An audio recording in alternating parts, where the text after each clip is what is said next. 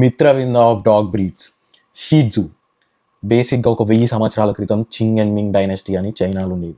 వాళ్ళకి బయట లయన్ స్టాచ్యూలు ఉండేవి అనమాట. సో వాటిని బేస్ చేసుకొని ఒక సెలెక్టివ్ బ్రీడింగ్ చేసి షీట్జూని తయారు చేసారు. షీట్జూ అంటే లిటరల్గా లయన్ డాగ్ అని ట్రాన్స్లేషన్. వీటికి రోజంతా ఏం పని ఉండేది అనుకుంటారు? కింగ్ సింహాసనం మీద కూర్చుంటాడా, పక్కకు కూర్చొని చిల్లు కొట్టాలి. దీని జుట్టు దూవడానికి ఒక పానోడు, దీని అటు ఇటు తిప్పడానికి ఒక పానోడు, దీన్ని తిండి పెట్టడానికి ఒక పానోడు. అట్లా రాయల్ బతుకులు బతికేవి. వీటిని లక్కన అనుకునేటోళ్ళు, మామూలు ప్రజలకు పెంచుకునే ఆప్షన్ కూడా ఇచ్చేటోళ్ళు కాదు. సో ఇవి ఉట్టి ప్యాలెస్లలోనే ఉండేవి. తర్వాత టైం పాస్ అయిపోయి కింగ్డమ్లు వాడిపోయినాక ఆల్మోస్ట్ అంతరించిపోయాయి. అంతరించిపోతే మెల్లమెల్ల సీక్రెట్ ఒక 14 డాగ్స్ మిగిలినాయి. ఆ 14 నువ్వు మళ్ళీ పుట్టాలరా భైరవా అని చెప్పేసి మొత్తం కష్టపడితే ఇప్పుడు ప్రపంచంలో ఉన్న ప్రతి షీట్జు వాటి వారసులే. మీరింటికి తెచ్చుకునేది ఒక ప్రిన్సెస్. దీనివల్ల మీకేం ఉపయోగం ఉండదు. మీరే దీనికి ఒక పనోడు.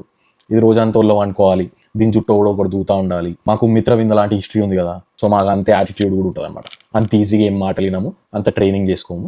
వీటికి ఉన్న ఒక మెయిన్ ప్రాబ్లం ఏంటంటే వీటికి ఉన్న చప్పిడి ముక్క బ్రీడింగ్ వల్ల ఇవి బ్రీతింగ్ ప్రాబ్లమ్స్ వస్తాయి, ఓవర్ హీటింగ్ అవుతాయి. మంచి ల్యాబ్ డాగ్స్, వెరీ ఫ్రెండ్లీ. ఇట్లాంటి ఇంట్రెస్టింగ్ ఇన్ఫర్మేషన్ కోసం ఫాలో అవ్వండి.